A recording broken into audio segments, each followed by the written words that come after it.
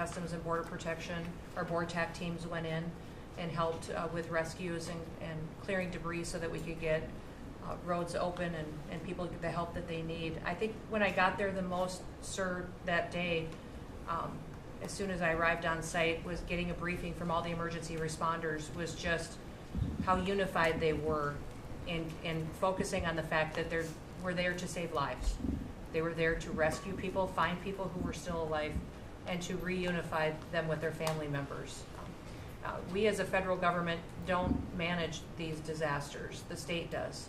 We come in and support them, and that's exactly what we did here in this situation. FEMA went to an enhanced level immediately, but as soon as you signed the major disaster declaration, we were able to get them resources and dollars right away, just like you envisioned through state block grants, to help them with cleanup. And we're still there in presence, and FEMA's been deployed, and we're cutting through the paperwork of the old FEMA, streamlining it much like your vision of how FEMA should operate, and it's been a much better response to help these families get through this terrible situation. We still are looking for people. We're still looking for a lot of little girls and other family members that were camping along that river, and they will continue until they find every single person, and we will continue to help them and assist in that. I was surprised when I got there at the camp that day, right after this happened, the parents that were there, the parents that were looking for their children and picking up their daughter's stuffed animals out of the mud and finding their daughter's shoe that might be laying in the cabin, and just hugging and comforting people matters a lot. I'm extremely grateful for God's hand in that whole situation, because hundreds and hundreds and hundreds of people were saved. And this is a time for all of us in this country to remember that we were created to serve each other. God created us to take care of each other. And that when we do that, we are happier, we are more fulfilled, and we can walk alongside people on their worst day and help them get through it and come out the other side, knowing that we can continue to live a life that God has purposed for us. So they're grateful for you. Several times the day after the flooding, you and Melania were on the phone with me, and I want to thank you for that. That meant the world. I was able to tell many of those folks that I had been visiting with you, and that you had said, whatever they need, Christy, let's deploy it and get it down there and be helpful. And on Sunday, when the families were waiting at a church to identify their children's bodies, Franklin Graham and I called in and prayed with the families and read some scripture with them, and he was incredible in making himself available to that as well. We'll be back down there in a couple of days and continue to do all we can, but this is an unprecedented event. It really is. There's been tragedies like this around the country, but everyone is unique in different situations, and the response the federal government had supporting the state through this, I'm proud of the people that stepped up and immediately came. The Coast Guard, when they came in, they had a difficult time even getting the aircraft in and landed. They had to try several times in the weather to get it in and deploy, and I think we've heard about our one Coast Guard member that was responsible for saving over 165 people, but that entire crew did incredible work. And all the first responders there did incredible work. And I know people are getting tired now, but they're getting reinforcements, and volunteers are showing up. And I just want to commend the governor and his team for being the leaders. And they're so thankful that you're letting them make the decisions and manage the response like it should be, and then us supporting them with the resources of the federal government. We've already deployed dollars to the state, much like the block grants that you've talked about. Right. So they're grateful for that, sir. There's never been a wave like this outside of the breaking of a dam, because this was almost a wave that ended up being 30 feet high, more actually. Now with the dam you can understand it, but this approached almost with that speed. When you see a dam break, it's not a pretty sight. It wipes out everything, and this is the kind of thing that built up so fast. And it's happened 2 or 3 times before over the years, but not to this extent. But tell them when you met the father who was picking up the I- daughter's clothing, and I had walked through so the sad. cabin where all the little girls died, and I had kind of fallen apart in there, but I walked out of the cabin, and a gentleman was standing there, and he said, that man over there needs a hug. And so I walked over to him, and I hugged him, and I said, do you work here? And he said, no, my little girl was in that cabin. And he said, and I just found her best friend about an hour and a half ago. She had passed away. And he just fell apart. And so then we just hugged and talked for probably an hour about that. But then there was the grandpa was there looking for his granddaughter as well. There was a dad there of one of the counselors. The counselor was alive, but she was dealing with the fact that she had hung on to some of these girls and was trying to keep them out of the floodwaters, and had gotten hit by something and had lost two of the girls, and wasn't able to hang on to them, and was going to live the rest of her life thinking about that moment when she wasn't able to hang on to these girls. But these parents were picking up their kids' belongings out of the mud and throughout the camp and putting them in bags, and then one of the dads said, I knew 50 of these girls here. So I knew that was her dress and my daughter's friend's dress, so he was picking it up and putting it in a bag to return to her parents. And so it was and then the director was there comforting everybody who had lost his father the night before too, and he was still there trying to facilitate all of these parents grieving their children and find them. So the strength of people is incredible. One of the things that I asked there that day was that they all have escorts or counselors when parents come in. So from that point, that when they came into the camp, that they have somebody with them when they're going and looking for their children's belongings or looking for their children. And so, very emotional, but also just so tragic. The relationship with Texas and the governor has been obviously very good for years with me, but the relationship with Texas and their first responders and us with our first responders and lots of other people, and we brought in a lot of helicopters from all over, and we had a lot of helicopters. It was actually dangerous, a lot of helicopters up there, but they were real pros, and they were responsible for pulling out a lot of people, and we got them there fast, and Texas had some good ones too, but the response has been incredible, and the fact that we got along so well, I don't even think that's a political thing, but we got along so well, and it was so unified. I think a lot of lives have been saved. That could have been as bad as it was, and you could have lost double or triple. This thing was just really horrible. Well, congratulations on a great job, and appreciate it. I know you're going down. I'll be going down on Friday with First Lady, who would be taking a trip, and we don't want to get in anyone's way because that's what happens. The president goes and everyone's around focused on. I don't want anyone to focus on us, but it's possible they could have somebody saved still. There's a lot of areas. It's a big area, and probably unlikely at this point, but there could be. I mean, they're thinking there could be the possibility, but what a tragic situation. A good job, and we'll see you on Friday, and we'll finish out the day here.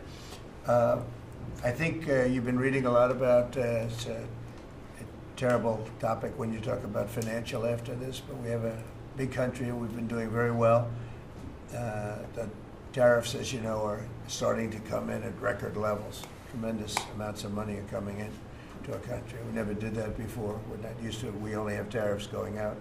We only adhere to the rules of other nations who charge us tremendous tariffs because we were led by stupid people or people without any business sense.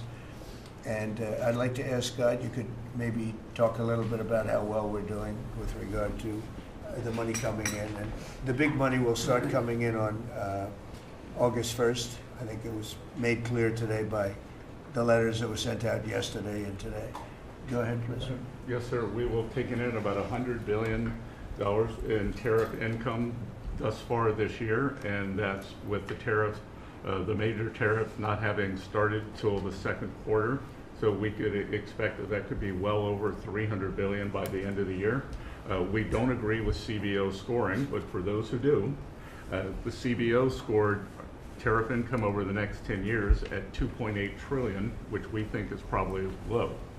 And, you know, sir, under your leadership, we're witnessing. And they gave us no credit during this last little, the great, big, beautiful bill.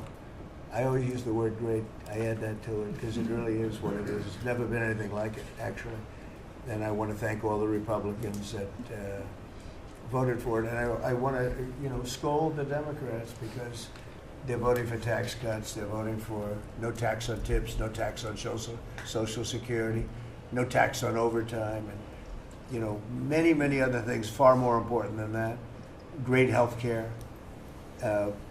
And frankly, every Democrat should lose their election because it was purely political to vote. They were told not to vote for it. So think of it, we got 218 to 2, and then with the Senate, we had 50 to 3. Democrats didn't vote at all, not one positive vote, with all of the good things in there. Economic development money, tremendous border money. Now you're loaded up on the border, and I don't think we're going to need so much of it because we had zero come in last month, so I'm not sure how much of it we want to spend. You may think about that. You may actually think about saving a lot of money because the wall's been largely built, and it obviously worked. But you may want to think about that. But so I think it's incredible when I watch the Democrats, and they have standard lines like they had Russia, Russia, Russia. They had the laptop from hell. It all came from Russia. You know, they make things up and they go with it, and they feed it to you people in many cases. And they said, "Here's a line," and I hear the new line is death. Oh, it's death. Everyone's going to die. It has nothing to do with that. In fact, we're saving our country. Death is from allowing 25 million people into our country, of which 3 or 4 are stone cold, hard criminals. 11,888 are murderers, many of them committing more than one murder. That's death, and the Democrats did that. Joe Biden did that by allowing people to come in here just totally unchecked, unvetted, open borders, open borders. The whole world was dumped into our country from prisons, from gangs, from mental institutions. We have many people walking the streets, walking in areas that we don't know anything about, that came out of insane asylums. They released their the insane asylum population into our country, and it's amazing the job that you and Tom Homan are doing, by the way, on that. But we have to get them out, and we have no choice. We have to get them out, and we are getting them out. And so, Pete, do you want to tell them about our great military and how well we did with respect to the bombers and the B-2? We had the pilots here 2 days ago, and they were incredible people. Go ahead. Yes, sir. Truly a historic mission.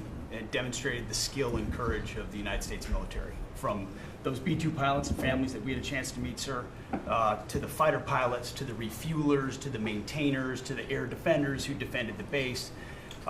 What was demonstrated on the world stage was American military might and capability. And it wasn't just Fordo and Esfahan and Natanz that took notice in Iran. It was the rest of the world, that we have a decisive commander-in-chief willing to use these capabilities, which are the best in the world. As the president pointed out, no one else could have done what America did there on that night, and everyone took notice of that. With the One Big Beautiful Bill, sir, we've got $150 billion additional to invest in Golden Dome and all the other weapons systems and stockpiles and shipbuilding priorities of yours. Another month, another historic recruiting bump. It's not just the Army and the Marine Corps anymore, it's the Navy, the Air Force, and the Space Force, all historically ahead of where they've ever been. So historic spirit inside the military. We had a chance to be at NATO, Marco and I, and see how the world responds to us saying it's time for you to shoulder the burden and take the lead for your continent. It only happens with President Trump leading, and we're proud to be a part of what's going on at the border, sir, with now a 4th national defense area where we're helping get to that number 0 and securing the border. But that mission, Operation Midnight Hammer, re-established deterrence. It reversed what happened in Afghanistan. You saw the debacle of what Biden allowed to happen in Afghanistan and what that did to our image. President Trump said, with Operation Midnight Hammer, we're reestablishing American leadership and deterrence, and we're proud to be a part of it, sir. And our so-called enemies were watching. They watched every minute of it. They watched. There was very few people that weren't watching, actually. but they watched every minute. It was a perfect military performance, the likes of which we haven't seen in a long time. I mean, if you compare that to the same country, the hostages from years ago, Jimmy Carter, it was unfortunate for Jimmy Carter. He was a nice man, but with the helicopters going down, the sandstorms, the prisoners, they got captured, then the election and the prisoners and Reagan and all the problems. It was nothing but problems. And that was a failure. And ours was not only the pilots, I mean, those machines flew for 37 straight hours. They didn't stop. They went skedaddle. You know the word skedaddle? It means skedaddle. They dropped the bombs, and somebody said, skedaddle. Let's get the hell out of here. And every bomb hit its mark and hit it incredibly. And as you know, the Atomic Energy Commission said it's gone. That place is gone. We had a lot of fake reporting, mostly from CNN, where the scammer writer, a writer for CNN, who should be fired, by the way, she was involved with the 51 fake intelligence agents, if you remember that. She did that story, created a story out of it. She created a story out of the laptop from hell, saying it came from Russia, but it actually came from Hunter Biden's bedroom, or worse. Just a scammer, and she's still at CNN, which is pretty amazing. But we'll ask you a question about her. But they came up with this concept that maybe the attack wasn't that good. Maybe it, and I saw it happen right after the attack. I saw this person on CNN. I like to watch the enemy. You learn from the enemy. And I watch, because you have to know where they're coming from. And I watched her say, Anderson, you know, I'm hearing stories that maybe they didn't hit their target. Maybe it wasn't that good a hit. And they were hearing stories. The next day it was a little more, and the next day a little more. After 3-4 days, she was saying, you know, I don't know. I don't think it was that. Except by that time, everybody knew it was hit perfectly. The evidence is in the planes. The pilots are the best evidence. But they actually came out of their plane, because they were here the other day, and they said, it was so sad. We did such a good job. We flew into very dangerous airspace. I'll never forget, we were in the Situation Room, and they said they have entered Iranian airspace, and everyone took a deep breath, because they had more missiles pointed at them, but the equipment is so good, it's stealth, way up in the air, and it was stealth, and they went right through that, and they sort of, by the time they found out they were there, they were already gone. That was the word skedaddle, get the hell out of here. But they were right in the most dangerous airspace in the world, and they took those big, beautiful, very fast, they're unbelievable planes. I mean, they become really beautiful works of art. You know, I always thought they sort of were cool, but now they look better than just cool, don't they, huh? But they dropped the loads, and literally they would hit, if you look at this table, from here to there, they had a half a refrigerator door is the way to best explain it. Take a refrigerator door, average size, cut it in half. That was their target. They hit every single one. Then we had 30 missiles, Tomahawk, shot from submarines 300 miles away. Every one of them hit their target. It was a perfect mission. Then they came back, almost 37 hours. Every plane worked perfectly. The mechanics were here too. I said, you got to get the mechanics here. We didn't have any problems. If you remember, they had a lot of problems with the helicopters, but they did fly through a dust storm, which they shouldn't have done. Sometimes you say, let's go back and try it on a nicer day.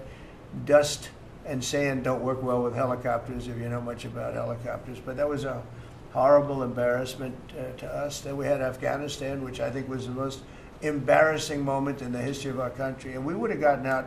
I was the one that got them down. I would have kept Bagram, the big air base, which right now is controlled by China, among the most powerful runways in the world, thick with concrete and steel.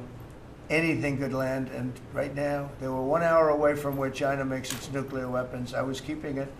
Outside of that, we were leaving, and I would have been out faster than them, but we would have gotten out with strength and dignity. Instead, that was the most botched up mess I've ever seen. They left all that equipment behind, and every year they have a parade running down some third-rate street with the equipment. You know, it's supposed to be Fifth Avenue. It doesn't work. But with all that equipment that they left, they should have taken every ounce of it. I was taking every ounce. I said every screw, every bolt, every nail you take out of there. And Millie said, I remember one time, sir, we're better off leaving the equipment Why? Well, it's cheaper. I said, cheaper? You mean it's cheaper to leave a $150 million airplane rather than flying it into Pakistan or India or someplace, or just flying it straight home? It's cheap. Yes, sir. That's when I knew he was an idiot. Didn't take long to figure that one out. But they left all that equipment, but they left their dignity behind. It was the most embarrassing moment, in my opinion, in the history of our country. Not that we got out, we should have not been there, but that we got out the way we got out, with great embarrassment and death. You had 13 young people. I've gotten to know their families very well, but you had hundreds of people killed that nobody talks about. You had the other side, many people were killed. Many people are walking around with no legs, no arms from that whole thing. They left from the wrong airport. They should have left from Bagram, because Bagram was a big base with hundreds of miles of fencing and territory around it. Nobody would be able to get near it, and they left. So we've done a great job, and I think people are really starting to see it. They're starting to appreciate it. Pete's done fantastically. That mission was a work of art, and I have spoken to some of our perceived, I don't know if they're enemies, but they're perceived as being potential enemies. And they essentially said the same thing. Very impressive. There wasn't a thing that we didn't lose an engine. We didn't lose it. Just they landed and they were cheered.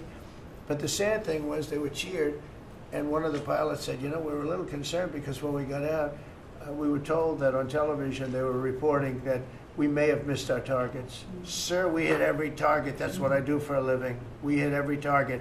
In fact, when the bombs hit, a yellow haze came over the horizon that I've never seen before. It just lit up the whole horizon, brighter than the sun. It was like looking into the sun. He goes, we hit our target, because you know what that was exploding. And but they were a little downbeat because they listened to that fake CNN reporting and the fake New York Times. They worked together to try and say that it wasn't perfect. They couldn't say they missed. All they could say is, maybe it wasn't perfect. And you ought to fire that reporter immediately. You should fire her. Real fake. And so I just want to congratulate those pilots. And a lot of people don't like bringing things like that up. I do. I always like confronting, because otherwise the public doesn't know that you're a bunch of crooked people. But they know, they've learned, and the media has to straighten out their act. The media is down to 17% approval. You got to do a little better than that. It's important for the country that you do better. I think they ought to make a lot of changes. I think changes are going to be made to the media, but it's hard to have a really successful country if you have a corrupt media, and we really have a corrupt media, and nobody really knows why. I mean, why would you want to have open borders and criminals pouring into our country? Why would you want to have men playing in women's sports, transgender for everyone? You'll have to figure that out. But some of you don't. I mean, I'm looking at some people, they love the country, but I look at other people and they can't. But we're really proud of our military. It was, and the people that maybe don't like us or want to play games with us, because I think that had you not had the situation in Afghanistan, I don't think Putin would have gone in. I think when Putin looked at how stupid and incompetent that operation was, he said, wow, this might be a chance. And we're dealing with him now too. We're not happy with Putin. I'm not happy with Putin. I can tell you that much right now, because he's killing a lot of people. And a lot of them are his soldiers and their soldiers, mostly. And it's now up to 7,000 a week, and I'm not happy with Putin. Okay, any questions? Yes. Yes, sir. You just said that you're not happy with Vladimir Putin. Is there anything that you plan to do to act on that feeling of unhappiness? Well, I wouldn't be telling you.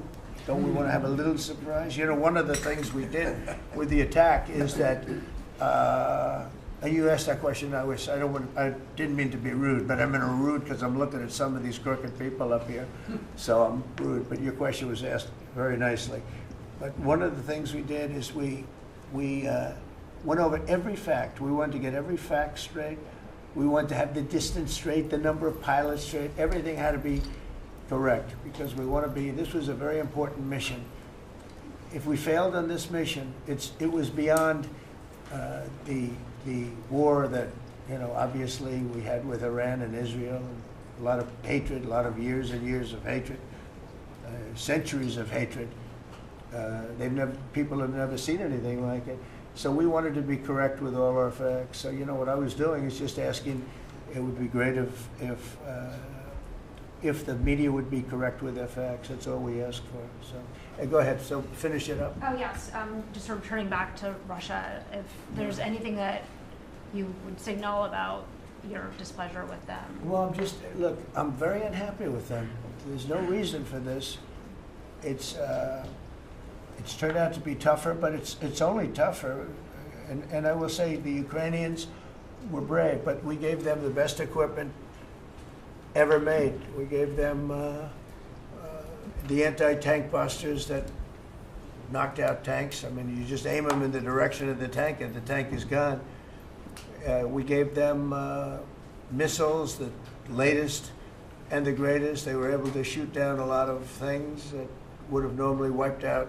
You know, probably would have been a very quick war. It would have been a war that lasted 3-4 days, but they had the benefit of unbelievable equipment. And Europe gave them too. We gave them far more because Biden shouldn't have done that. He should have equalized. We should have given him the same, or we should have given actually less than Europe. It affects Europe much more than us, but we're in there for over $300 billion. Europe's in there for over $100 billion, but still, Europe gave a lot. And I will say this, the Ukrainians, whether you think it's unfair that we gave all that money or not, they were very brave because somebody had to operate that stuff. And a lot of people I know wouldn't be operating it. They wouldn't have the courage to do it. So they fought very bravely. But we gave them the best equipment in the world. We make the best military equipment by far. There's nobody close. You look at other equipment from other countries, it's not even close. That's why everybody wants to buy our equipment. And that's why we're going to step up these contractors now that make it, and they're brilliant, but they make it too slowly. And we have to step them up, Pete, and let them make it at a much higher rate. Unfortunately, we have to do that. But if you look at our Patriots, if you look at our Tomahawks, if you look at our, well, what we do with tanks is, you wouldn't want to be driving a tank. You would feel nice and secure, but they are javelins, they're called. And I gave them the javelins. Remember they said Trump gave the javelins and Obama gave them sheets, right? They called Obama at that time. Barack Hussein Obama, if you haven't heard, did a terrible job. But that was a war that should have never happened, and a lot of people are dying, and it should end. And I don't know, we get a lot of bullshit thrown at us by Putin, for you want to know the truth. He's very nice all the time, but it turns out to be meaningless. Do you want to sanction him? Lindsey Graham has a sanctions bill on Russia. Do you want him to move ahead I'm looking with that? at it, yeah, no, I'm looking. The Senate is passing and passed a very, very tough sanctions bill. Yeah, I'm looking at And it. you'd sign that? It's an optional bill. It's totally at my option. They pass it totally at my option, and to terminate totally at my option. And I'm looking at it very strongly. Yesterday you said you want to send more weapons. Go ahead, please. The Council of Economic Advisors released a new report saying that imported goods have actually decreased in price from December I know, it's not through March. amazing. Well, my question is, With the tariffs. Well, the Fed chairman keeps saying that tariffs are going to cause price increases. Are we Are the sure? prices just not Chairman passed of the through? Fed? Yes, exactly. Are the You prices, do a better job than him. Are the prices just not passed through yet?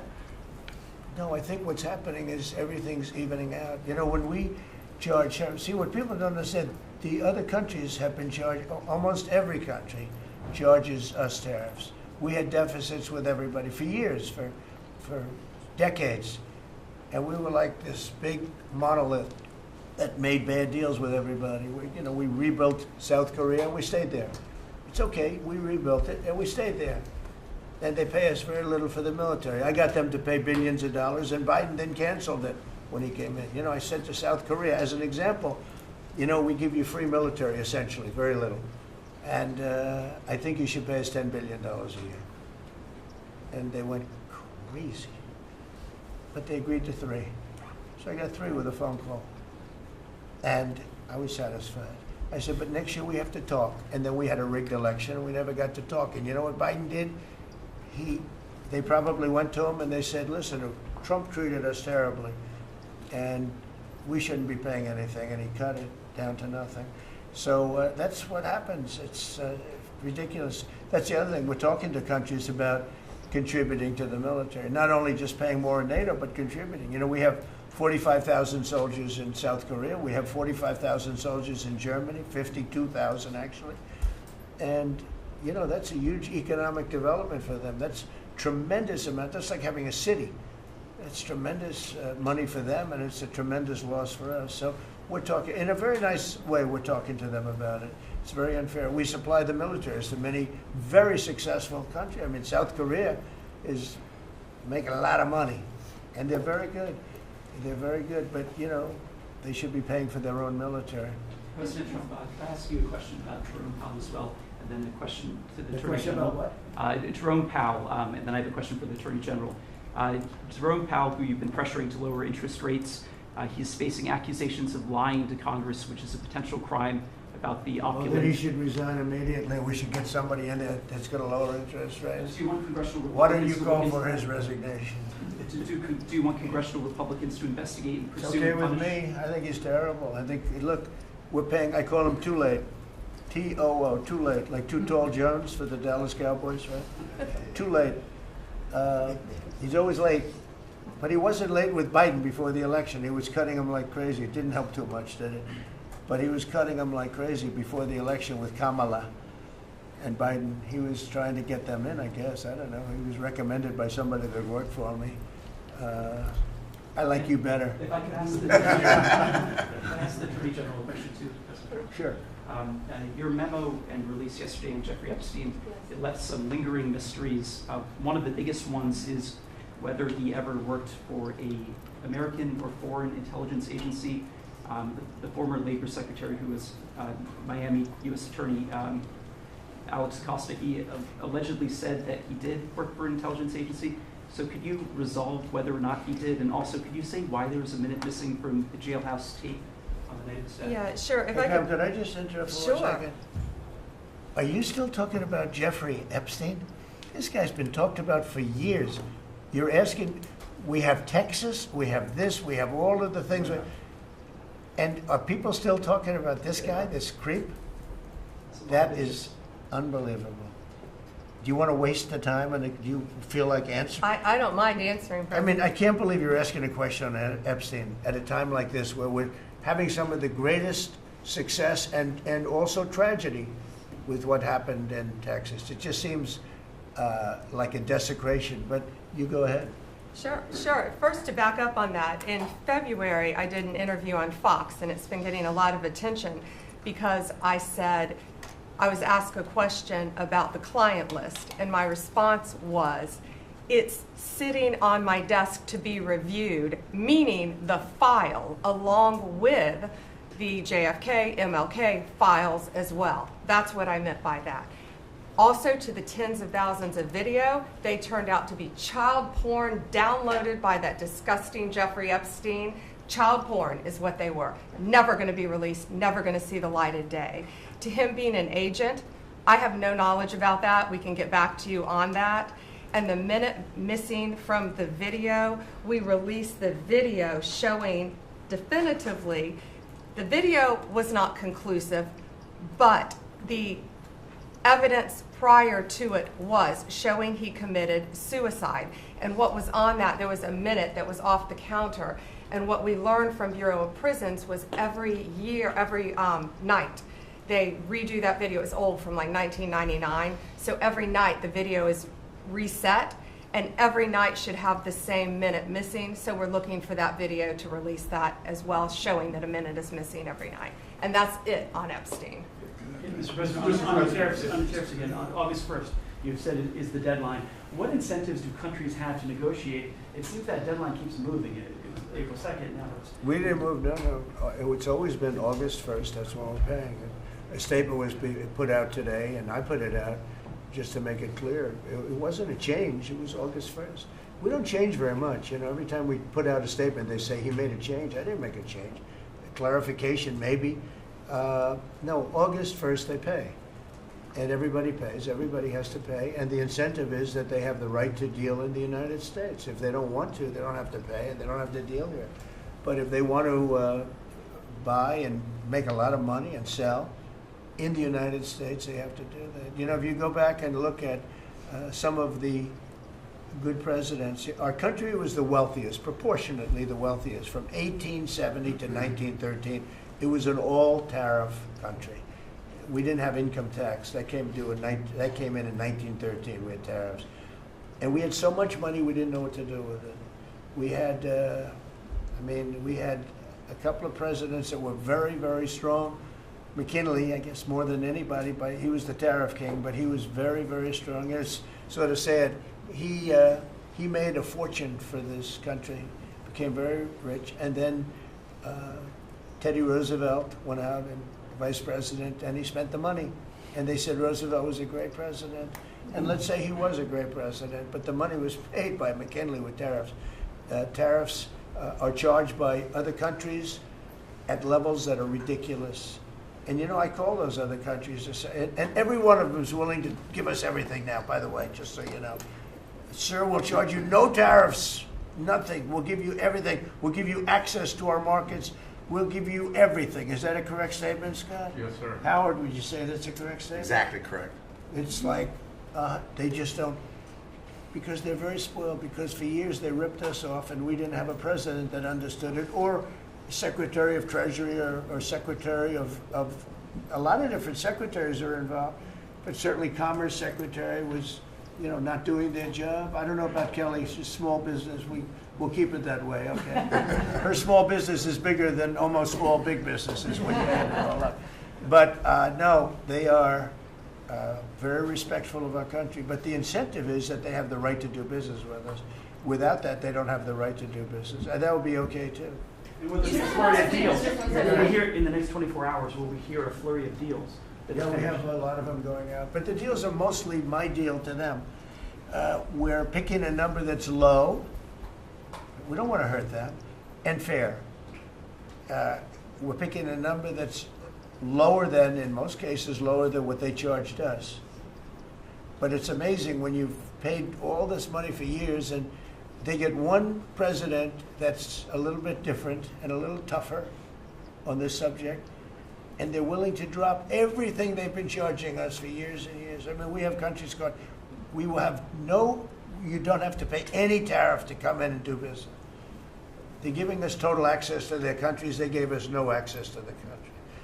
They say, well, you cannot go into our country. Okay, good. Now we will give you total access and you don't have to pay any tariffs. But please don't charge us tariffs. And we don't like that deal. So the letters I send out we have made some deals. We can make a lot more deals. It's just too time consuming. It just makes it more complicated. And we can do things over the years too. You know, we're not hard line. But it's about time the United States of America started collecting money from countries that were ripping us off and laughing behind our back at how stupid we were. Okay? Thank you. Mr. President, Yellow. On the tariff issue, so you talked about India coming, but then a couple days ago you issued a new tariff threat to members of the BRICS countries for Yeah. if they aligned with anti-American policies. 10% charge. That would be India, Brazil, That's Russia, right, they have South to pay Africa. 10% if they're in BRICS. Because Right. BRICS was set up to hurt us. BRICS was set up to degenerate our dollar and take our dollar as the standard, take it off as the standard. And that's okay if they want to play that game, but I can play that game too. So anybody that's in BRICS is getting a 10% charge. Is that immediate, sir, or is Yeah, that pretty if soon. they engage in some behavior? Well, if they're a member of BRICS, they're going to have to pay 10% tariff just for that one thing. And they won't be a member long. I thought BRICS was, you know, I said this about a year ago, and it largely broke up. But, you know, there are a couple that hang around, but I thought it largely broke up. BRICS is not, in my opinion, not a serious threat. But what they're trying to do is destroy the dollar so that another country can take over and be the standard. And we're not going to lose the standard at any time. If you have a smart president, you will never lose the standard. If you have a stupid president, like the last one, you would lose the standard. You wouldn't have the dollar as you. And if we lost the world standard dollar, that would be like losing a war, a major world war. We would not be the same country any longer. We're not going to let that happen. the dollar, you ever hear the expression, dollar is king? The dollar is king. We're going to keep it that way, okay? And I'm just saying, if people want to challenge it, they can, but they're going to have to pay a big price. And I don't think any of them are willing to pay that price. But except for question, Red dress, jeopardize? Thank you, Mr. President. Are you optimistic about reaching the tariff deal with the European Union soon? Well, the European Union has been speaking to us, Ursula and the whole group, and they've been very nice. They treated us very badly until recently. Now they're treating us very nicely. It's like a different world, actually.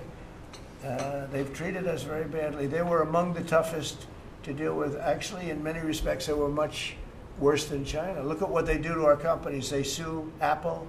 They sue Google.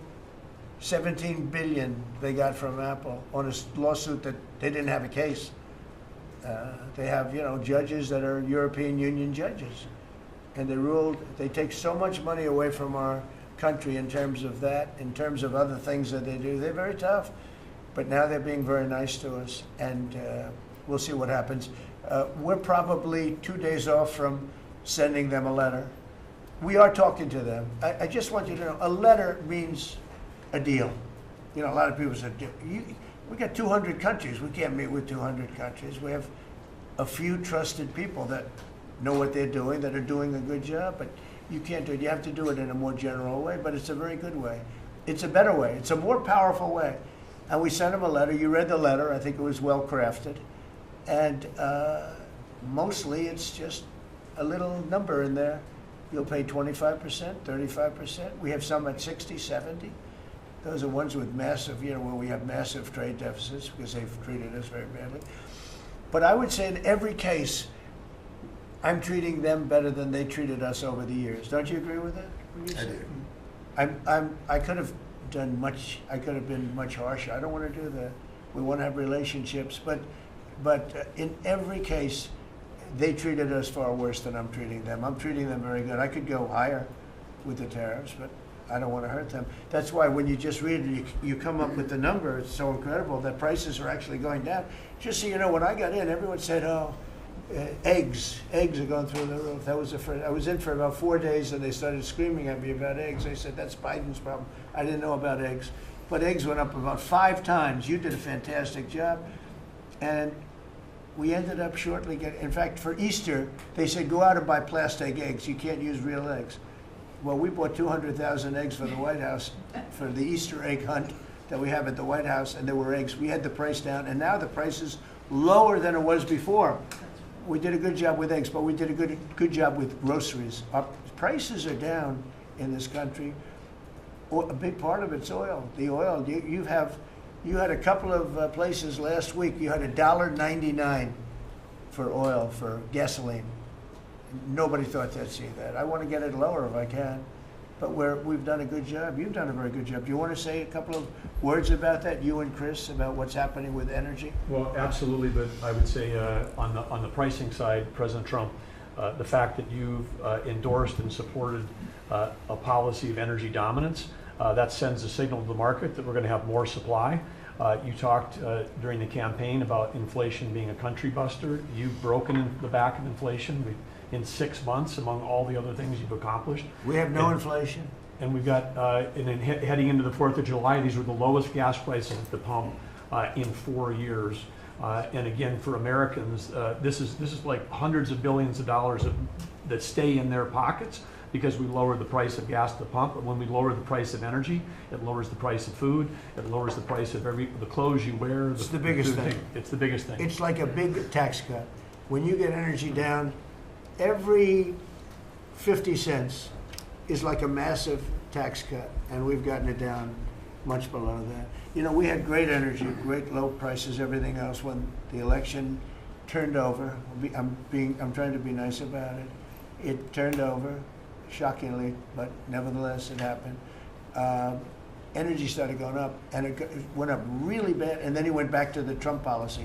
The problem was they didn't know how to do that, and he lost it. He lost that sucker. That big sucker was out of control, and his energy prices went way up, and that's what caused it. But it was also stupid spending. They spent money like, they used to use the term drunken sailors, but I won't use that term. Although it is very descriptive, I won't use that term. I refuse to use it.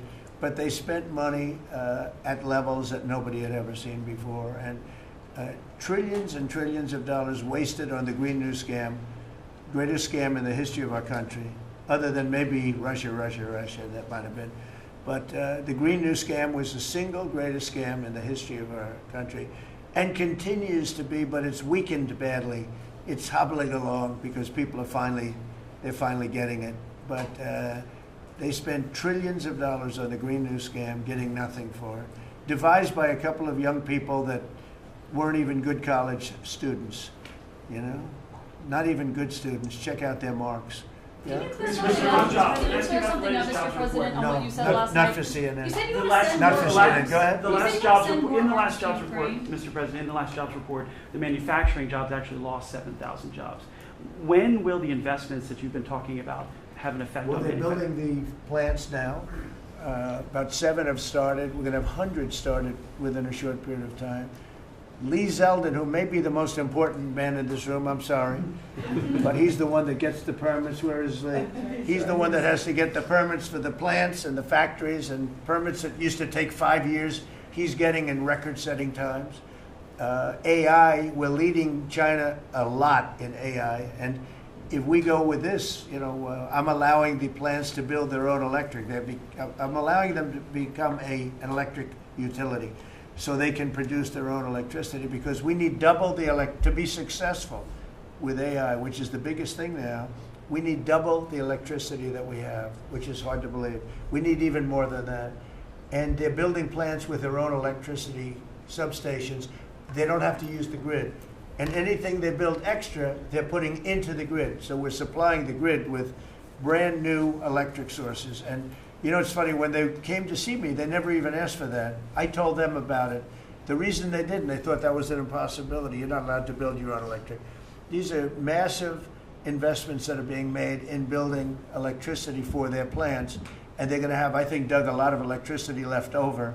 And that electricity is going to be passed into the grid and give us no more, you know, like you look at California. They have blackouts and brownouts every week. They're totally out of control. They have a really incompetent governor. Where's Chris? Is he here? Do you want to speak to the subject?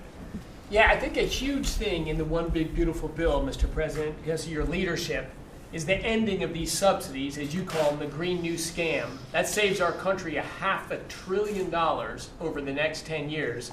But American taxpayers were paying twice.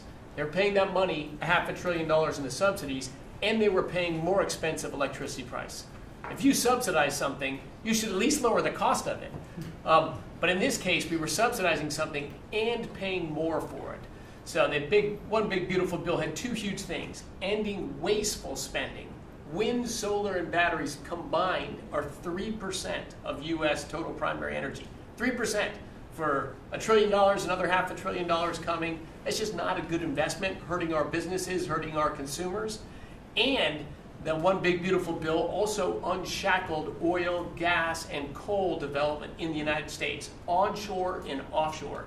Secretary Burgum has been working tirelessly on how, by getting the government out of the way, private businesses will develop more resources in the United States, lowering costs for American consumers and making much better leverage for the United States to help our allies abroad and reduce the power of our adversaries abroad. So just a huge win on the energy front all around, and I thank you for your leadership. We're setting records now on energy, and there'll be nothing compared to what there'll be in about a year from now, but we're setting records. And wind is a very expensive form of energy. It's very bad for your beautiful surroundings, the plains and the valleys, and the birds are dying all over the place. You know, the whole thing is a disaster. They're almost exclusively made in China. Not that I have anything against China, because I don't have a great relationship with President Xi, but I asked him, how many wind farms do you have? He makes them, but they don't have a lot of wind farms, I'll tell you, very, very few. And wind is tremendously expensive and is very ugly. And if you own a house that's inside of a windmill, your house is worth less than half. And you hear noises. And interestingly, in New England, you probably read, where for 50 years they had 2 wells washed up, 50 years. And last summer, they had 14 washed up. Now, I'm not saying that's the wind farm that was built, but maybe it is, right? Probably is. It's tremendously expensive, and it can only be done with subsidy. You know, I know a man that's in that business, and one of the biggest in the world actually runs a company that builds these stupid windmills. And he said, I hate the business because it's the only energy where you need subsidy. He said, energy shouldn't need subsidy. You should make money with energy. So wind. The other one is the solar, those big solar fields. They're taking our farmland. Our farmers are like mortified by it. They hate it. It's very, very inefficient and very ugly too. You know, probably better than a windmill, but you go around and you see all these things that are 3 miles long by 3 miles wide, and you say, what the hell is that? And it's a lot of plastic from China. It's plastic, black plastic from China. Now, we want to be smart. We're going with,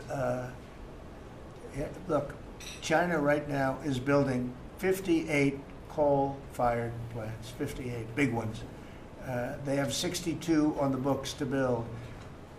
We've reintroduced clean, beautiful coal, because you know you can do a lot with coal now, clean, beautiful coal, and natural gas, and all of the other things that we have. But we don't want wind, and we don't want solar, because they're a blight on our country. They hurt our country very badly, and smart countries don't use it. Solar sounds good, I will say, and I like, on occasion, you'll see a roof which is made of solar brick, but it's a smaller use. We need the kind of thing that's going to fire up our plants, and it's not going to be wind, you know, that is very intermittent, as you probably know. But they've spent a fortune. They've spent trillions of dollars on this stuff. And I'll just give you one other story. A friend of mine is a very successful guy. He went back to see his mother in Minnesota. He hadn't seen her in a long time. And he wasn't back for 10 years, which isn't a nice story. I mean, you don't see your mother for 10 years. She's got some difficulties, which I know the guy, he does have some difficulties. He's very successful, but probably not the nicest person. It was actually longer than 10 years, but he went back and he told me he wanted to go and look at the valley. There's a valley in Minnesota that he thought was so beautiful. I hadn't seen it in a long time. He's driving along the road. He said, oh my, I'll use the word gosh, oh my gosh. He said, oh, he said it looked like a junkyard. You had 159 windmills. They were all over the place. Some were old, some were newer, different companies, different shapes, different sizes, different colors. Many of them were terminated meaning closed.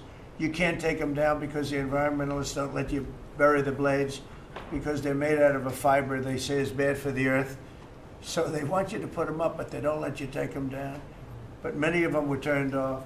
He said it looked like a junkyard. Go to Palm Springs, California, and take a look at that pile of junk. And you go into a wealthy neighborhood. Before you get there, you have to ride through hundreds of windmills that are, most of them are turned off. They're rotting, they're rusting, they're 30 years old, 20 years old, and they have a very short life. You know, those windmills have a very short life, especially the ones that are in the nice salty Atlantic Ocean and Pacific Ocean, where the salt just gets under that steel and decimates it.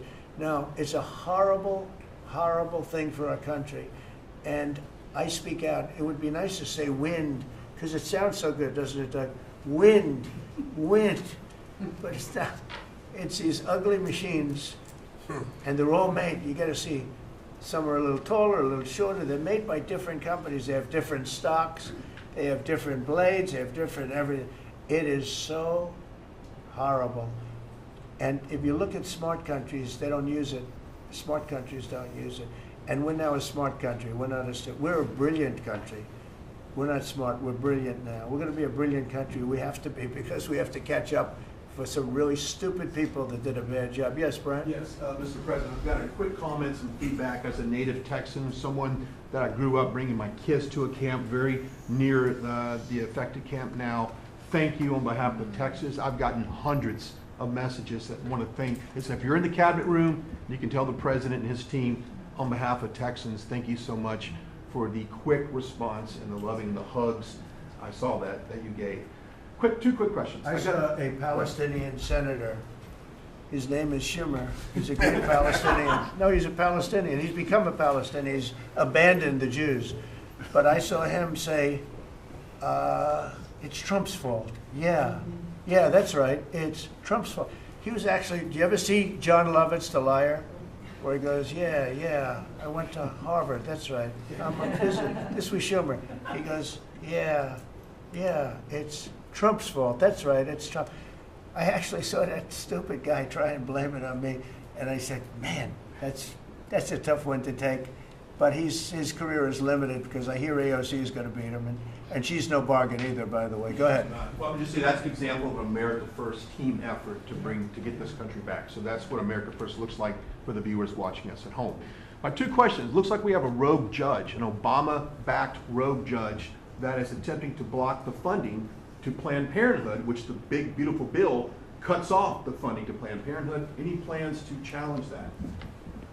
Okay. Absolutely. Yes, we're on it.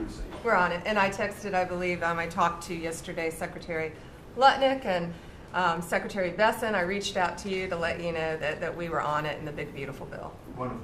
And then my I second... let her handle that question. You noticed? I said, go ahead, handle that question. Toss it to her. Then my second question was Secretary Rollins. You did an amazing press conference today in front of the Department of Agriculture. You talked about the Farm Act and the need to get China out of our country, owning farmland. For the viewers at home that might have missed that, can you recap what that means to national security, to make sure we can grow our own food? Well, thank you, Brian, sir, if you don't mind. Yes, this morning Secretary Hegseth, Secretary Noem, and Attorney General Bondi and I had a press conference at the USDA. I just happened to have a chart in case it came up, but obviously the Chinese owning of farmland in our country is a massive national security issue. And for the media, you can see the yellow is where all of the farms have been purchased over the last number of years, and the red is around all of the military bases where that farmland has been purchased. So this is a massive national security issue. The press conference this morning included 3 of our greatest governors as well, Sarah Sanders from Arkansas, Jim Pillen from Nebraska, and Bill Lee from Tennessee. The states have begun taking a leadership role to ban the purchasing of China farmland. Obviously, Congress needs to step up and catch up, and we're going to be working alongside of them as well. We had some of our members, great members of Congress there, but it is time, and I think that this morning was symbolic of many things. The first of this administration working every day to effectuate President Trump's leadership and unequivocal support of America First. But second, just how close we are as a cabinet. I don't know in any other administration that you'd have 4 cabinet members at the USDA on a Tuesday morning when it's about 110 degrees outside with the sun beating down on us talking about Sir, Your Vision. So I think it was a great day. It was just the start. There's an executive order coming and some other things coming behind that. But protecting America's farms isn't just about protecting our farmers. It's also about national security. So that's what we discussed this morning. I do want to say that I think we have had a really good relationship with China lately, and we're getting along with them very well. They've been very fair on our trade deal, honestly, and I hope we're going to have a great relationship. It's a big, strong, powerful country. We're more powerful than they are. We have much better military equipment than they do, but we are getting along with them very well. I'm getting along with President Xi very well. We speak often. And with all of that being said, and I understand what you're saying, but I think we're getting along with China very well. Mr. President, you have sent more weapons to Ukraine, as you said last night. Last week, the Pentagon paused some shipments of weapons to Ukraine. Did you approve of that pause? We want to put defensive weapons because Putin is not treating human beings right. He's killing too many people. So we're sending some defensive weapons to Ukraine, and I've approved that. So who ordered the pause last week? I don't know. Why don't you tell me? I think that's a question for the Pentagon. Go ahead. Mr. Yeah. President, on immigration, the Secretary of the Agriculture Secretary did say this morning that undocumented workers would not be covered by any amnesty who are working on farms. You had said maybe that the ISA folks won't go after those folks on farms. So which No, is no, it? there's no amnesty. What we're doing is we're getting rid of criminals, but we are doing a work program. Do you want to explain that, please? Yeah, this morning we talked about, of course, this was a top of mind question. This morning we talked about protecting the farmers and the farmland, but obviously this president's vision of no amnesty, mass deportation continues, but in a strategic way, and then ensuring that our farmers have the labor that they need. Secretary Chavez-DeRimmer has been a leader on this. Obviously, this comes out of the Labor Department, but moving toward automation, ensuring that our farmers have that workforce, and moving toward an American workforce. So all of the We've above. got to give the farmers the people they need, but we're not talking amnesty. Laura, do you want to say something about Yeah, that? thank you, Mr. President. On this, thank you, Secretary Rollins, how important this is never to displace the American worker.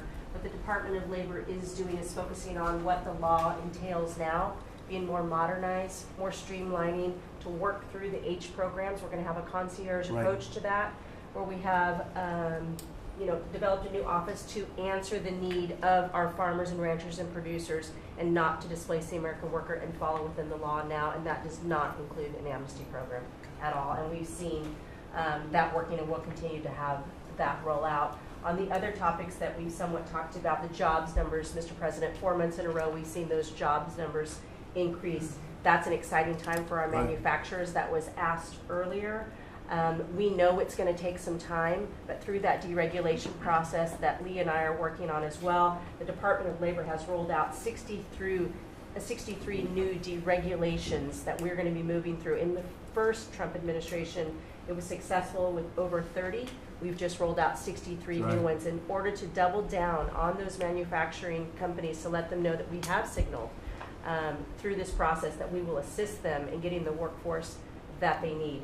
It's an exciting time. That one big beautiful bill, that was the signal to my former colleagues in Congress to get this done. It's been an important time. I spent time on the ground visiting 7 states in 9 days prior to that bill being passed, because it was the most pro-worker piece of legislation that we will ever see really in this country right now. No tax on tips, no tax on overtime, no tax on Social Security. That matters to the American worker, because we don't want to take their money and give it back. We want them to keep more of their hard-earned dollars in their pockets currently, and that's what they're excited about. And as I move forward with this tariff talks, I heard a company, orthopedic company in Indiana, say to me, for the first time since you have taken office, Mr. President, their increase in their bottom line by 8% since these tariff talks have happened. Not one company has said the president is not doing a good job. These tariff talks are working. They're feeling it on the ground. The media has told a false story, because what's happening on the ground is positive, and that's what we're seeing in these jobs numbers. So I really, through the Department of Labor, to come in behind all the secretaries and build this workforce is going to be key to the American worker. So thank you for what everybody did this last week. The One Big Beautiful Bill is a doubling down of this, and we're going to see these workers start to grow. And that apprenticeship program is going to be working. That's we'll right. have It's that gonna be million great. apprentices across the country. We, as you know, we're building plants all over the country now, which you weren't building any plants 4 years ago. You weren't building anything. But those plants, when they open up, it's going to be, you'll see numbers like you haven't seen ever. I don't think in history you'll never see numbers like what we're going to see in the very near future. Many of them are building the plants. Some are just starting right now. You know, it's a brand new administration. But, and they wouldn't be here except for 2 things: November 5th, the election, and the tariffs. And frankly, I guess the election was more important because of the tariffs. I mean, another person wouldn't have done this. But they're coming in because of the tariffs. They have to, they're not going to pay 25, 30, 40, 50%, 70, and 100%. And we'll be announcing something very soon on pharmaceuticals. We're going to give people about a year and a half to come in, and after that they're going to be tariffed if they have to bring the pharmaceuticals into the country, the drugs and other things into the country. They're going to be tariffed at a very, very high rate, like 200%. We'll give them a certain period of time to get their act together. But they were all here now. They all left. They went to other places because we allowed, people that sat in this room allowed it to happen. And I don't allow it to happen. The people in this room don't allow it to happen. So we're going to be announcing pharmaceuticals, chips, and various couple of other things, you know, big ones. We did steel, as you know, they're 50%. We did aluminum, 50%. Lumber just came out. Why don't you announce copper? And we did cars. And now, today we're doing copper. Copper and aluminum. What would that tariff be on? The section of tariff? I believe the tariff on copper, we're gonna make it 50%. 50%. Any breakthroughs on See, I'm glad he Gaza? didn't question it. Just- Any I sort of breakthroughs? said- I just sort of thought, what would that be? Just a quick one. I didn't have much time, but he agreed with me. That's why he's ours, right? Any breakthroughs on Gaza with the Prime Minister, and there's reports that you're meeting with Netanyahu again tonight, is that Yeah, accurate? I am. He's gonna come over again tonight. We're talking about Gaza, mostly Gaza right now. It's, he's been very unfairly treated. I think what they've done to him in Israel is very unfair, having to do with this trial. You know, he's a wartime prime minister, had an unbelievable outcome, and I think he's been treated very unfairly. But he's coming over later. We're going to be talking about, I would say, almost exclusively Gaza. We got to get that solved. Gaza is a tragic. It's a tragedy. It's a tragedy. And he wants to get it solved, and I want to get it solved, and I think the other side wants to get it solved. Steve, could you talk on that, please? We're in proximity talks now, and we had 4 issues, and now we're down to 1 after 2 days of proximity talks. So we are hopeful that by the end of this week, we will have an agreement that will bring us into a 60-day ceasefire. 10 live hostages will be released, 9 deceased will be released. We're meeting at the President's direction with all the hostage families to let them know. And we think that this will lead to a lasting peace in Gaza. And you're doing a good job. It's a tough one. It's a tough one. A lot of hate, you know, it's called long-term hate. But we think we're going to have it solved pretty soon, hopefully with a real solution, a solution that's going to be holding up. And can I follow up? This is, I think, the first cabinet meeting since Elon Musk has not been a special government employee, not here anymore. He's now saying he's going to create a third political party. Are you worried about the impact that that could have? No, I think it'll help us. It'll probably help. Third parties have always been good for me. I don't know about Republicans, but for me. Are you second guessing any of the cuts that Doge made? Since you No, described him as no. off Look, the rails. look, the other day? we cut hundreds of billions of dollars with Doge. We could have done it differently. I would have done it differently a little bit, maybe, but it was something that we saved a lot of money. You can always second guess. I guess some of the people in this room maybe would have done it slightly differently, and some would have done it exactly the way it was done. But it was dramatic, and it was important, and we found a lot of things like billions of dollars given to people for environmental protection, where they had $100 in the account, like in Atlanta, Stacy, and then you had another one with 20 billion here, and 20 billion here, and 2 billion here, and 15 billion, and Lee, you might want to mention just a couple of those things. We really got because of Doge. At the Trump EPA, the one big beautiful bill was filled with many big beautiful wins for the taxpayer. It delivered a sledgehammer to the Green New Scam. Billions of dollars rescinded. So it's a big deal for the American taxpayer who sees money go through pass-throughs that are filled with self-dealing and conflicts of interest. They see unqualified recipients. They see reduced agency oversight, and they want accountability with their tax dollars, and they got it. So in the example of the Stacey Abrams connected NGO, they received $100 in 2023. They got $2 billion in 2024. They had to complete training on how to develop a budget that was put into their grant agreement. They, out of nowhere, started paying a CEO $800,000, a COO $450,000, 22 people making over 150 grand. Out of nowhere, this is tax dollars. So money go through pass-throughs, through other pass-throughs, through other pass-throughs, and we lose oversight over it. And you see that it's going to former Biden officials, it's going to former Obama officials, it's going to Democratic donors. And we're not here saying we want to take money from a left-wing NGO and give it to a right-wing NGO. We want to give it back to the taxpayer. This is about us being good stewards of American tax dollars without any apology or regret. That's why President Trump was elected last November, because there are a whole lot of people who maybe they hadn't voted Republican in a long time. Maybe they didn't even vote for President Trump the first time around in 2016, but they're regretting that vote from 2016 and they were making it right in 2024. So the one big beautiful bill gave us the tools to rescind billions of dollars more. We're seeing hundreds of thousands of dollars that'll get wasted per electric vehicle as an example of this money that was going through it. They gave $50 million to a group called Climate Justice Alliance. They say that climate justice runs through a free Palestine. The Biden EPA gave $50 million to a group that says the climate justice runs through a free Palestine. We say that if you're going to spend $1 in the name of remediating an environmental issue, then spend $1 on remediating an environmental issue. We say that we can protect the environment and grow the economy. We want to help grow more baseload power in this country. So why is it that it took this long for this team to get assembled, to be able to fix the mess that we inherited? But gosh, we love showing up at our jobs every single day, first thing in the morning, because all day long we get things done for the American taxpayer. And Congress did its part last week by passing the One Big Beautiful Bill to deliver this accountability and to cut off the Green New scam. So maybe it's a bad day for Stacey Abrams. Maybe it's a bad day for all those well-connected Democrats getting paid off. But you know what? God bless America. Because at the end of the day, President Trump is here, J.D. Vance is here, and the greatest cabinet ever assembled to deliver that much-needed and highly demanded accountability. Mr. President, That was a very good.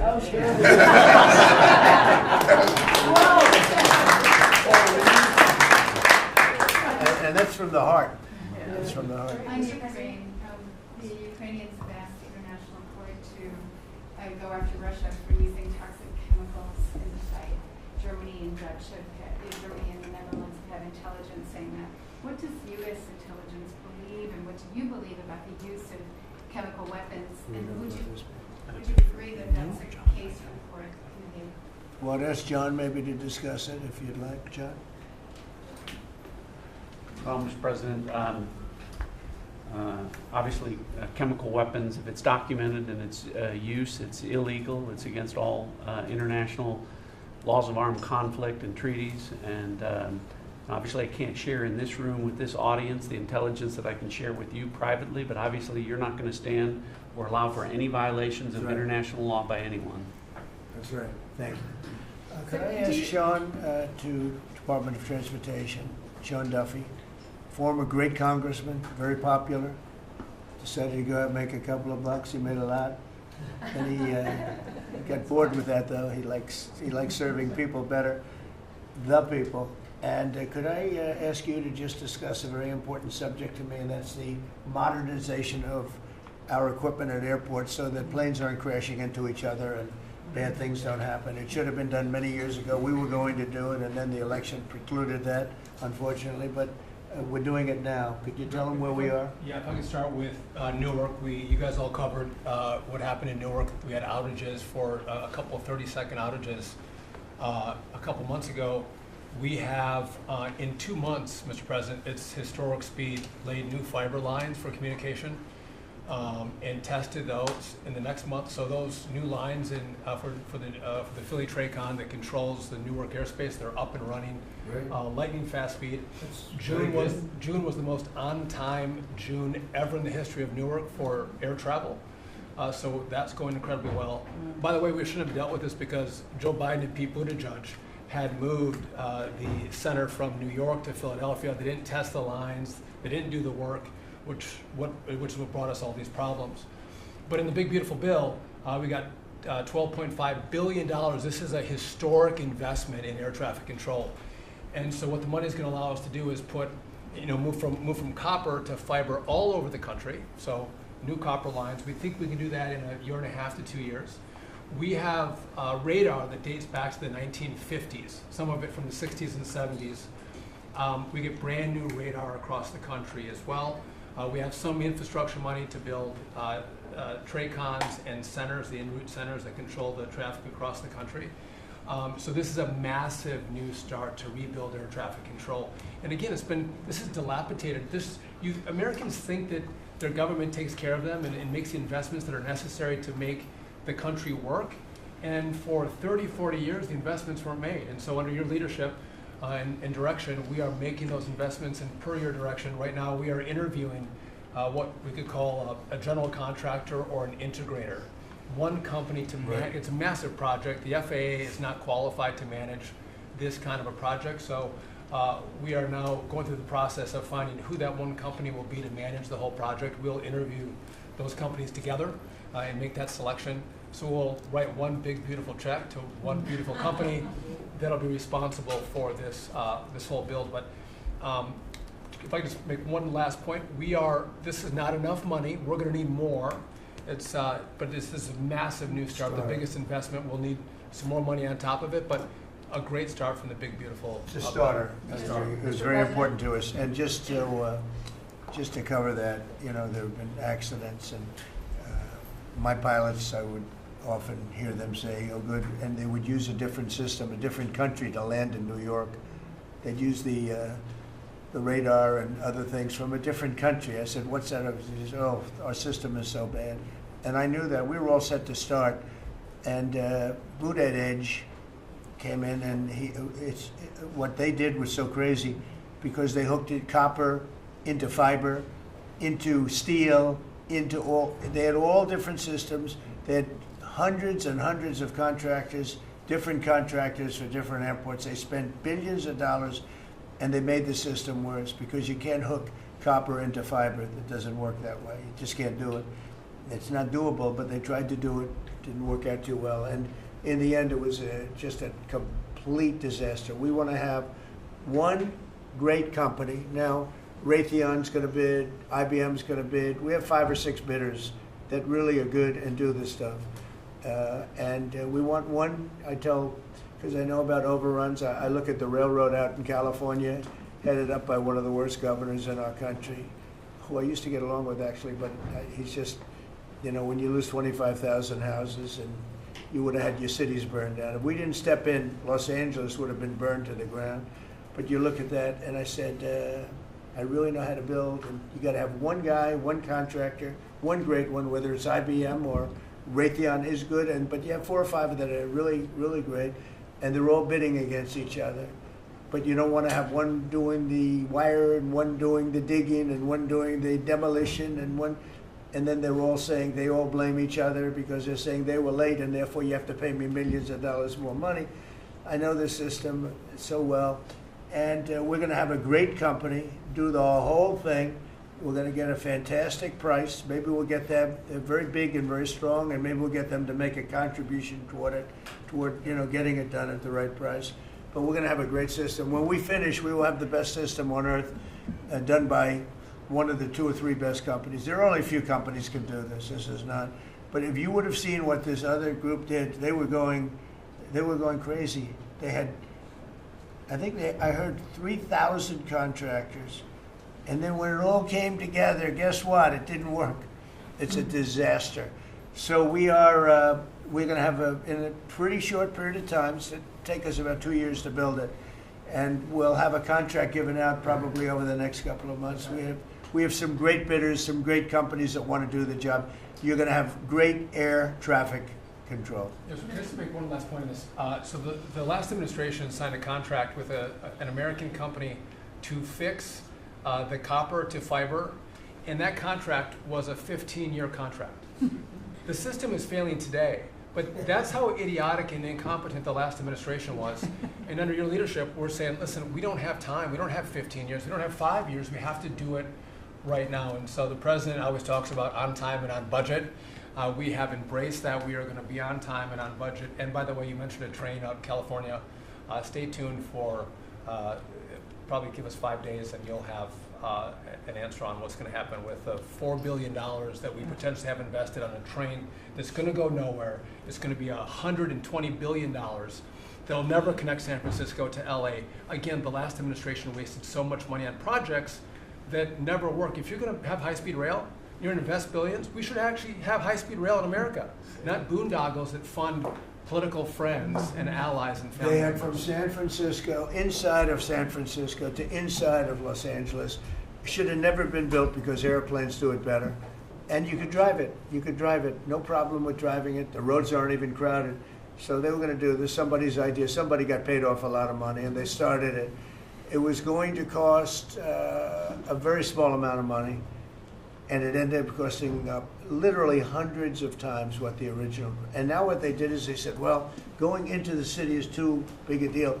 So we'll leave it 25 miles short of the city. So now they're leaving it, they're not going to finish it really, it's not the same project. So now they're leaving it outside of San Francisco and outside, short of each. They just want to get it done, and I've never seen cost overruns. You know, if you have a cost overrun of 10%, you should be ashamed of yourself. 20%, you should not do any more jobs. This is a cost overrun of 2,000%, something like that. It's unlimited, and it's not finished. And maybe it will never get finished. And I told Sean, look at it from every standpoint, but we don't want to, you know, we have federal money going into that, and it's like throwing it out the window. So whatever you can do to stop it. $15 billion and not one track has been laid. $15 billion and we're 16 years into the project, not one track. Mr. President, Mr. President, on New York, you're the most prominent Republican in the country from the city. What do you want to... Anywhere else? Well, I don't want to be a wise guy. Perhaps I can. Maybe Marco. But how do you want Republican voters in the city to vote in the upcoming mayoral election? Should they vote for Eric Adams? Should they vote for Sliwa? Should they pick someone else? Look, number one, you have a communist running, and you shouldn't vote for him. He's a disaster. He's leading. He's got the Democrat nomination because that shows you where the Democrats have gone. He actually wants to take over the grocery stores of John Catsimatidis, who's a great guy, a rich guy, grocer, does a good job, wants to take over. He actually called me the other day. He's concerned his stores are going to be taken from him, and they won't be run like John runs them. Believe me, he runs a good operation. But he actually said he wants to run his own grocery stores. No, this is a man who's not very capable, in my opinion, other than he's got a good line of bullshit, and he's convinced them to go with him. Now, as you know, Cuomo, who does have capability, is running, but he got knocked out, and now they're running as you have Eric Adams, the current mayor, you have Cuomo, and you have Curtis Sliwa. And Curtis runs every 4 years. He seems to be a fixture on the running scale. But you know, it's I'm not getting involved. But I can tell you this: I used to say we will not ever be a socialist country, right? Well, I'll say it again: we're not going to have. If a communist gets elected to run New York, it can never be the same. But we have tremendous power at the White House to run places when we have to. We could run D.C. I mean, we're looking at D.C. We don't want crime in D.C. We want the city to run well. Susie Wiles is working very closely with the mayor, and they're doing all right. I mean, in the sense that we would run it so good, it would be run so proper. We'd get the best person to run it. The crime would be down to a minimal, would be much less. And you know, we're thinking about doing it. To be honest with you, we want a capital that's run flawlessly, and it wouldn't be hard for us to do it. And we've had a good relationship with the mayor, and we're testing it to see if it works. But New York City will run properly. We're going to bring New York back. I love New York. You know, I loved New York for a long time. Then we had a bunch of crooked people in there. You have an attorney general who's a total stone cold crook, New York State, Letitia James, a total crook. All they do is want to go after political opponents. They do what's ever expeditious for them. She's the one that took out Cuomo because she wanted to run for governor, and then she ended up getting 1% of the vote. She polled at 1%. She dropped out, went back to attorney general. You have a lot of crooked things going on in New York. We're going to straighten out New York.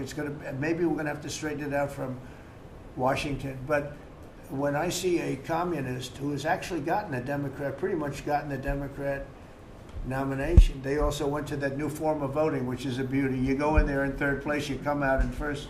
That's that form of voting that they have gone to. You know what I'm talking about. It's not too good. We're going to do something for New York. I can't tell you what yet, but we're going to make New York great again also. We're going to make it great again with the country. What we've done in this country in the last 6 months, nobody has ever seen it. And I told the story, the King of Saudi Arabia, I was over there. They gave us $5.1 trillion between Saudi Arabia and UAE, Qatar, 3 stops, 5.1 trillion coming into our country as an investment, biggest investment ever made. And it's all going to good stuff. I mean, all real big, good stuff. Energy projects, big, big things. But they all 3 told me essentially the same thing. We thought your country was dead. And now you've got the hottest country in the world. We're right now riding the hottest country. We all, and you can all be proud of it. We're in the hottest country. This is the hottest country in the world. There's nobody close. Made hotter by some great pilots and great machines that nobody else has. Those great, big, beautiful machines, they rode those machines right into the toughest territory, and nobody knew what the hell happened. And then they hit their targets perfectly, and it was complete and total obliteration. And that's why that war ended, Steve. They told me that's why the war ended. The war ended when they saw that, it was over. And we're very proud of it. But we have the hottest country in the world right now, from a country that was close to dead. And if I didn't win, if you would have had the other person win, we all know who she is, whether it was she or Biden. They're the same. He may have been more competent than her, and that's hard to believe, right? But if you had that ideology in, I don't believe you would have had a country anymore. I think you would have had a country that was broken up. But we had a dead country. Now we have the hottest country in the world, and everybody knows it, and everybody said it. Mr. Vice President, do you have anything to say? Well, thank you, Mr. President. I just want to say that I'm very proud of the whole team. I think everybody has worked together. You see Pete and Marco and Steve working on some of the diplomacy, Christy and Pam working on the border. We just have a really, really solid team, and we've done a lot of good work. And in particular, I want to congratulate the White House staff led by the President on getting the One Big Beautiful Bill passed. Yeah. I was personally skeptical, sir. I never told you this, but I was skeptical we'd be able to get that thing done by July 4th. We did it because we worked together and we worked very well. So it's an honor to be a part of it, but I'm really proud of you guys for doing a great job. The beautiful thing about it, it had something for everyone. That's right. Most people said it had to be broken into 7 bills. It's so big. The problem was that some of those 7 have nothing for anyone, but they had to be done for the country. You know, sometimes you have to do things for the country that aren't necessarily popular. We had a couple of them, and that wouldn't have worked. So the One Big Beautiful Bill, many people said it could never be approved. Too big, too everything. Is too much. But it had something very big and very important for everyone, and it's great for the country. And remember, the Democrats have come up with a false narrative, you know, just whatever. It's just a line that they send to everybody and that they print. I think in the case of this, it's death, death. Everyone's going to die. I heard that. Everyone's going to, just the opposite. Everyone's going to live. What we're doing is saving our country and making it much bigger, better, and stronger than it ever was. I'd like to ask, Marco's been doing such a great job. Do you have anything to say? Well, it's just going through a list here, Mr. President, and I think the Vice President's pointed out to the great team you have, but and all these achievements that have happened domestically. But you think about it, under your leadership, we prevented and ended a war between India and Pakistan. NATO's now at 5% for the first time ever, the highest numbers ever. A peace deal between the Democratic Republic of Congo and Rwanda. A 12-day war that ended with an American operation that we're the only country in the world that could have done. Hopefully, pretty soon, a peace deal between Azerbaijan and Armenia. The entire Middle East and the infrastructure of it has the potential now to change because of Syria and Lebanon, and it hasn't even been 6 months. Sure. It hasn't even been 6 months, so it's a great testament to your leadership in this. Well, thank you very much, and you've done a fantastic job. Could I just ask Linda, she's involved in so much, she's so talented and so good, and she's working on a couple of little things like Harvard, who was given $5.5 billion over a short period of time. We caught him on that one, that's crazy, but you're working on so much, you want to bring education back to the States. How are you doing? Well, absolutely, and thank you for the opportunity. I think on the Big Beautiful Bill, what we saw, you know, with school choice, you know, that's finally on a national basis at the state level, but there are opportunities now for scholarships, more and more of them for kids who are in failing schools. It's going to be a big turnaround. I think one of the biggest accomplishments we had over the past week was University of Pennsylvania with the Title IX ruling that Julia Thomas was stripped of her title, Riley Gaines and Paula Scanlon, and other women who have stood, so strong against men and women's sports. And when you put out the executive order, I mean, that just solidified it and gave them the opportunity. So those are a couple of really, really big wins, and thank you for that opportunity. And how are you doing with Columbia and Harvard? We're negotiating hard. I think we're getting close to having that happen. It's not wrapped up as fast as I wanted to, but we're getting there. Okay, good. And you've done a fantastic job. Thank you very much. It's been a good team. Yep. The team You have a great around team. this table, a lot of people have helped with that. That's right. Thank you very much. Maybe just in closing, we spent a lot of time, effort, very little money on this room. This is called the Cabinet Room. It's been here for a long time. And it had some pictures that were not many of them and not very good ones. And I actually spent time in the vaults. The vaults are where we have a lot of great pictures and artwork. And I picked it all myself. I'm very proud of it. That's Andrew Jackson, great Andrew Jackson. That's a gentleman named, and we call him President Polk. He was sort of a real estate guy. He was, people don't realize he was he was a one-termer, but he was a very good president.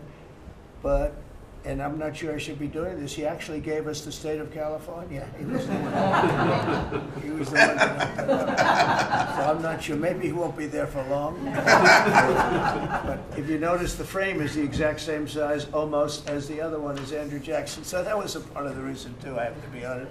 But Polk was actually a very good president who's got the same frame that I needed, okay? And up here you have the original George Washington right behind the light.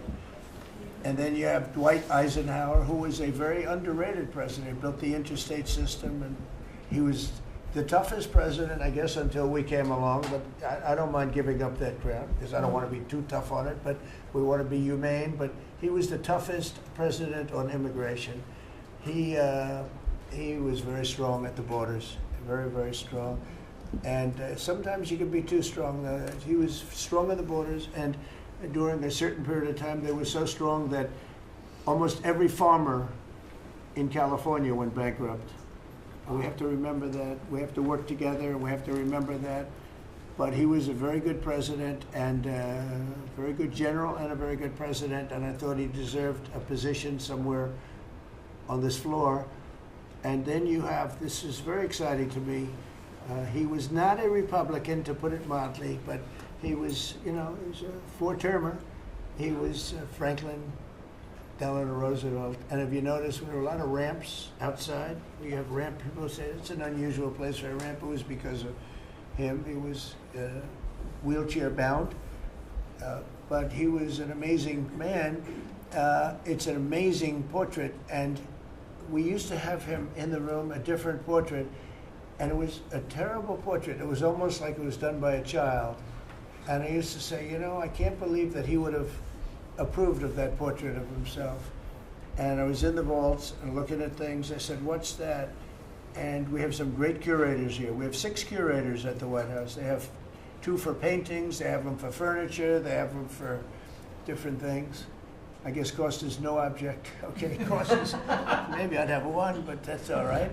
But we have 6, and they're very talented, though. And he said, that's a picture of FDR. I said, really? Let me see it. They took off the wrappings, very well preserved. And I said, that's the picture they've been looking for years. That was the picture of Franklin Delano Roosevelt. And I said, oh, wow. And likewise, that fit, see frame-wise, it just doesn't work. It doesn't work if you have, I want to be nice, but it doesn't work if you have a big frame, a little frame, and but it's like perfection. I'm a perfectionist. The mirror was down in the vaults also. I said, where is this from? And it's a very old, very storied mirror, beautiful. We put that up. And then over there is Honest Abe Lincoln. And that picture was in his bedroom. And we thought that this would be a very important place because this is where wars are ended. I'm not going to say wars are declared. I'm going to say wars are ended, okay? We'll be positive.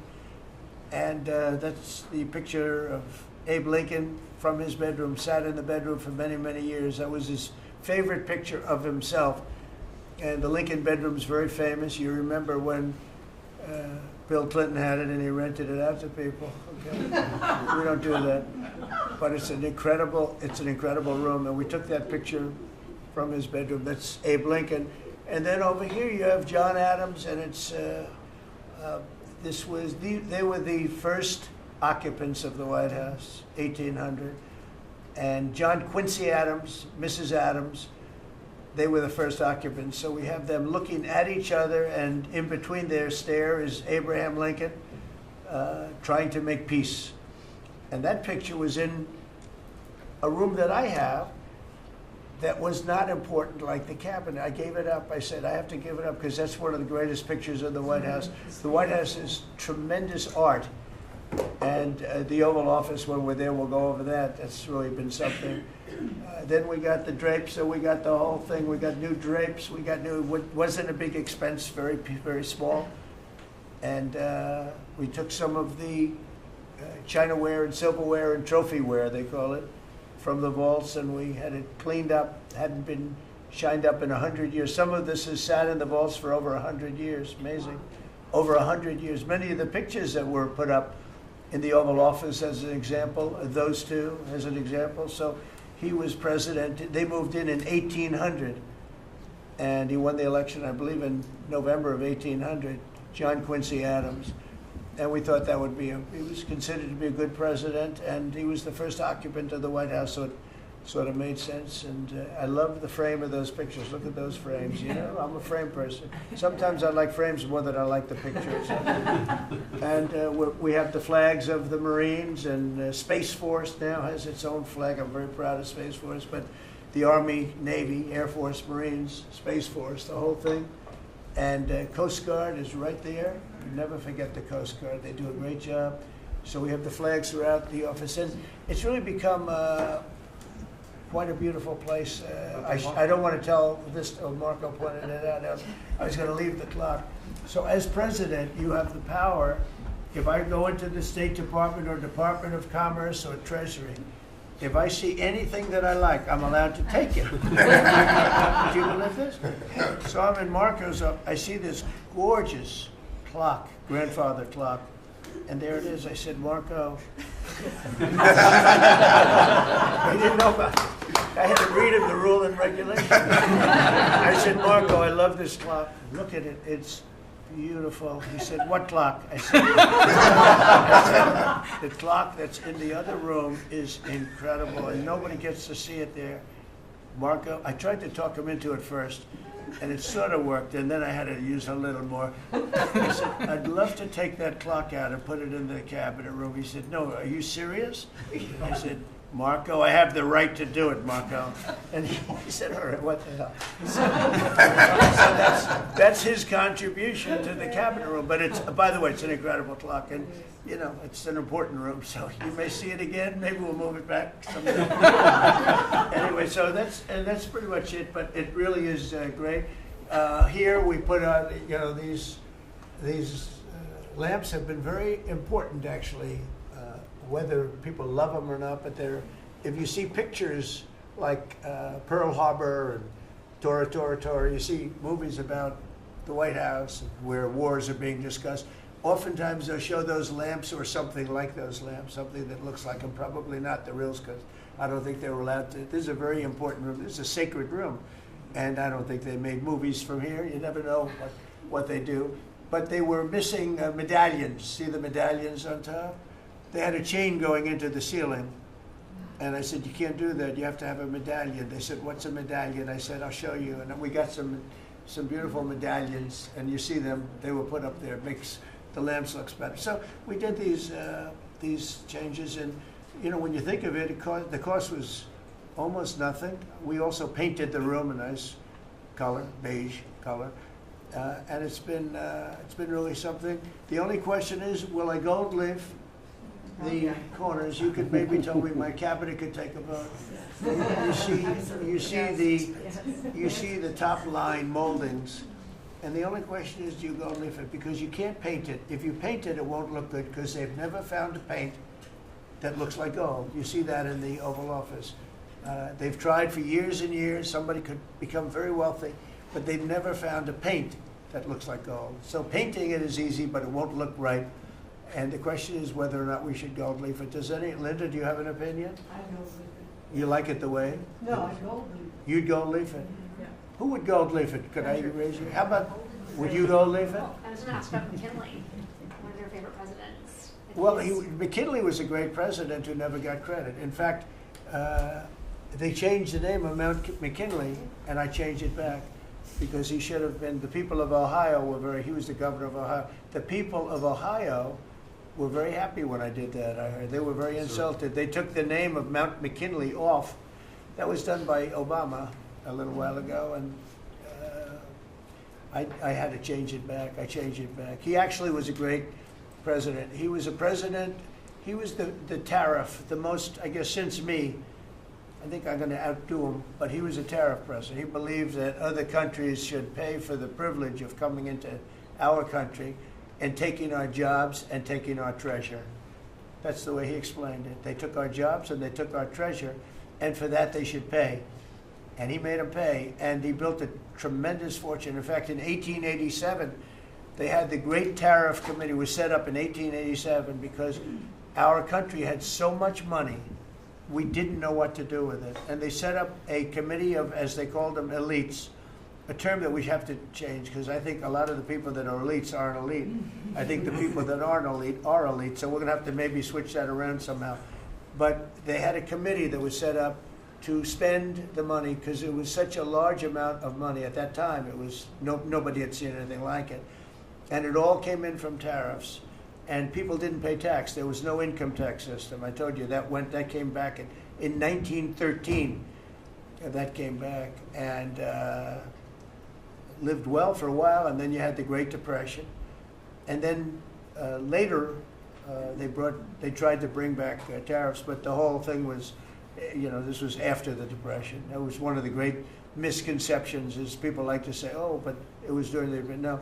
The country had a Great Depression, and then after the Depression, long after it started, they brought back tariffs to see if they could save it, but it took them really 25 years. When you say about 25 years to get out of the Great Depression, a lot of people don't understand that. But I thought it would be interesting for you to get a little view of this room. This is a very important room, very powerful room, great room. And we've done similar, but even beyond this, in the Oval Office. We brought back pictures of some of the great presidents. Many of them were in the vaults for over 100 years. Originals all, beautiful, beautiful things. And rather than sitting in a vault downstairs for 128 years, I thought we should display that. And we did that, I think, in a really good way. We've gotten very high marks. But it's interesting. People walk into that room and they look around the room. They don't even want to talk to me. They could look at it for hours. It's funny when people come into the Oval Office. It's such an incredible. It's a sacred place. When people come into the Oval from the biggest people in the world, presidents, prime ministers, kings, queens. One case at least, queens, and the biggest business people in the world. They walk into that office and. They always say, there's no place like this in the whole world in terms of the power. It's beautiful and all, but there are other beautiful offices. You have businessmen that have offices that are, full floors of office buildings, floor-to-ceiling glass, and they walk in there and they say, there's no place like this anywhere in the world. There's no place. And, it's what it represents maybe more than the physicality of the room itself. So it's an honor to have you all, media. It's an honor to have you. I just want to say we have a fantastic cabinet. Every one of them is a star in my book. And if they're not, I'll let you know about it. I don't care. I'll throw them to the wolves. I'll throw them to the wolves in 2 seconds because our country comes first, right? But I just want to thank you all for being here. It's been a lot of fun. Thank you very much, everybody. Thank you. Thank you, press, everybody. Thank you, press. Thank you, press. Thank you, press. Thank you, press. I'll tell you some other time. Thank you. Thank you guys for moving. Yeah, I will. Are we talking about next week or next? I'm going to go. I'll be going to the game. Yeah. I'm going to deliver it. They have it in my office. You're right. You're giving it up?